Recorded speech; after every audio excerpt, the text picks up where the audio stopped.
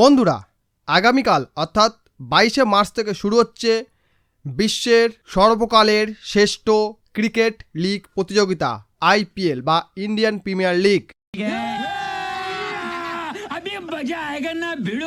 IPL বিশ্বের অন্যতম শ্রেষ্ঠ জনপ্রিয় একটি লিগ, যেখানে ইংলিশ প্রিমিয়ার লিগ, বাস্কেটবলে যে লিগ হয়, বেসবলের যে হয়, তাদের পরেই যে আসে সে হচ্ছে আইপিএল বা ইন্ডিয়ান প্রিমিয়ার লিগ। ক্রিকেটের দিক থেকে দেখতে গেলে এটি বিশ্বের সবচেয়ে জনপ্রিয় ক্রিকেট লিগ। বিগ ব্যাশ বা অন্যান্য যে লিগ রয়েছে, ক্যারিবিয়ান প্রিমিয়ার লিগ রয়েছে, সেই সকল লিগগুলোর থেকে আইপিএল জনপ্রিয়তা অনেক বেশি। এই আইপিএল প্রতিযোগিতা চলবে 22শে মার্চ থেকে 25শে মে অবধি। মোট 74টা ম্যাচ হবে, মোট 10টা টিম। এবং এই আইপিএলের জনপ্রিয়তা দেখে কাংলু এবং পাকিস্তানদের ফেটে ফালা হয়ে যাচ্ছে। পাকিস্তানিদের এতটাই ফেটেছে যে তারা এই আইপিএলের সঙ্গেই তাদের পিএসএল বা পাকিস্তান সুপার লিগ যেটা আছে সেটা তারা লঞ্চ করার সিদ্ধান্ত নিয়েছে। মানে নিজের পায়ে নিজে কুড়ুলটা মারার সিদ্ধান্ত তারা নিয়েছে। আইপিএলকে টক্কর দেওয়ার জন্য পাকিস্তান ক্রিকেট বোর্ড পিএসএলকে একই সময় লঞ্চ করার সিদ্ধান্ত নিয়েছে। এবছর অর্থাৎ 2025 সালের পিএসএল শুরু হবে 11ই এপ্রিল থেকে এবং শেষ হবে 18ই মে। পিএসএলে মোট 34টা ম্যাচ, 6টা টিম, যেখানে আইপিএলের প্রতি টিমের বাজেট থাকে 120 কোটি টাকা। প্লেয়ারদের দেওয়ার জন্য, অকশনে ব্যবহার করার জন্য 120 কোটি টাকা বাজেট থাকে। সেখানে পিএসএলের কোনো নির্ধারিত বাজেট নেই। এখানে চলে স্যালারি সিস্টেম। এই স্যালারি সিস্টেম আবার 4টে ভাগে বিভক্ত। একটা প্ল্যাটিনাম, একটা গোল্ড, একটা হচ্ছে সিলভার এবং আরেকটা হচ্ছে ইমার্জিং। প্ল্যাটিনামে থাকে কারা? যারা A+ গ্রেডের প্লেয়ার, যেমন বাবর আজম। গোল্ড এবং সিলভার তা পরের স্থান এবং ইমার্জিং হচ্ছে যারা নতুন যোগদান করছে তাদেরকে রাখা হয়। এই প্ল্যাটিনামের স্যালারি কত জানেন? 2.30 crore বা $82.13,000 USD, মানে $1,00,000 নয়। অপরদিকে আইপিএলে একটি প্লেয়ারের সর্বোচ্চ দর 3.2 মিলিয়ন। মানে আইপিএলের একটা প্লেয়ার দিয়ে পিএসএল এর সমস্ত প্লেয়ারদের স্যালারি দেওয়া যাবে। এসবের পরেও পিএসএল আইপিএলকে টক্কর দেওয়ার চিন্তা ভাবনা করে। যেখানে আইপিএলে মোট 10টা টিম খেলে এবং প্রতিটা টিমের বাজেট থাকে 14 মিলিয়ন USD, সেখানে পিএসএল এর টোটাল ভ্যালু হচ্ছে 312 মিলিয়ন USD। আইপিএলের একটা সিজনে 10টা টিমের টোটাল বাজেট 140 মিলিয়ন USD এবং আইপিএলে যে টোটাল আমরা ভ্যালু কাউন্ট করি সেটা দাঁড়াচ্ছে 10.7 বিলিয়ন USD।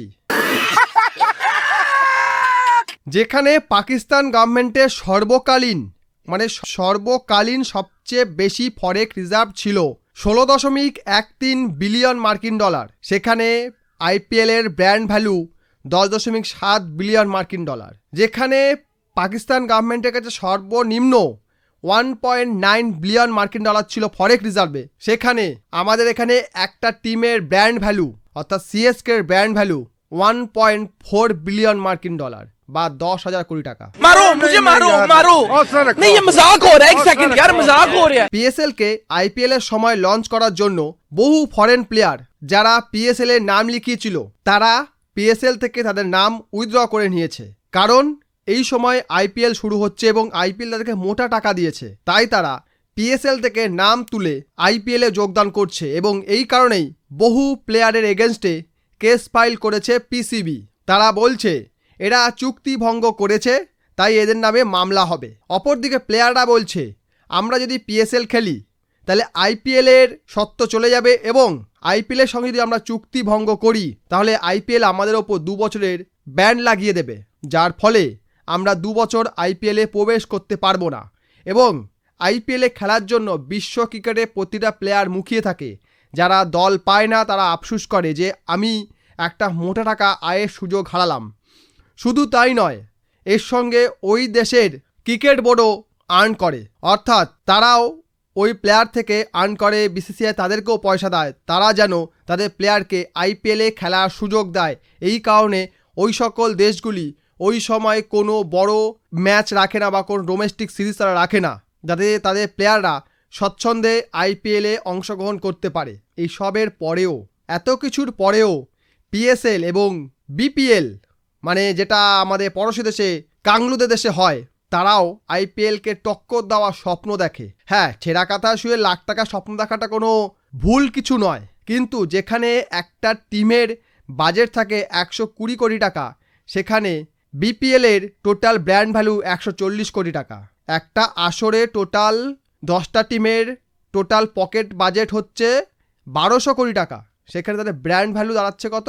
140 কোটি টাকা বিপিএলের। এবং পাকিস্তান সুপার লিগের টোটাল ব্র্যান্ড ভ্যালু 2700 কোটি টাকা, এবং আমাদের এখানে শুধু টিমের বাজেট রয়েছে 1200 কোটি টাকা। এখন কথা হচ্ছে যে যেখানে আইপিএল এবং পিএসএল একই সঙ্গে লঞ্চ হচ্ছে, আইপিএল এত মোটা টাকা অফার করছে প্লেয়ারদের, সেখানে আইপিএল ছেড়ে কোন প্লেয়াররা পিএসএলে খেলতে যাবে? সেই সকল প্লেয়াররাই যাবে যারা আইপিএলে আনসোল্ড ছিল। বহু প্লেয়ার, বহু নামকরা প্লেয়ার আমরা দেখেছি আইপিএলের নিলামে আনসোল্ড গেছে, তাদের প্রতি কোনো ফ্র্যাঞ্চাইজি ইন্টারেস্ট দেখায়নি। তাই সেই সকল প্লেয়াররা পিএসএলে খেলতে যাবে দুধের স্বাদ ঘোলে মেটানোর জন্য। কিছু তো ইনকাম হবে। এদের মধ্যে কিছু এক্স ক্রিকেটারও রয়েছে। আমরা দেখেছি কিছুদিন আগে লেজেন্ডারি ক্রিকেট লিগ একটা হয়েছিল, সেখানে সচিন তেন্ডুলকর, যুবরাজ সিং, বীরেন্দ্র সেহবাগের মতো লেজেন্ডারি প্লেয়াররা খেলেছে। সেই লিগেও যে পরিমাণ ভিড় হয়েছে, যে পরিমাণ দর্শক দেখতে এসেছে, পিএসএলে সেই দর্শকটুকু তারা পায় না। তাদের আর্নিং হবে কোথা থেকে? যদি আপনার জনপ্রিয়তা না থাকে তাহলে আর্নিংটা হবে কোথা থেকে? তাই ডিআর পিসিবি অ্যান্ড বিসিবি আপনাদের কাছে করজোড়ে অনুরোধ, দয়া করে আইপিএলের সঙ্গে নিজেদের তুলনা করে নিজেদেরকে হাস্যরসে পরিণত করবেন না। ফ্রি অ্যাডভাইস নিলে নিন, নয়তো বাদ দিন। ভিডিও ভালো লাইক করবেন, কমেন্ট করবেন, শেয়ার করবেন, চ্যানেলটি সাবস্ক্রাইব করবেন। ভিডিও দেখার জন্য অসংখ্য ধন্যবাদ।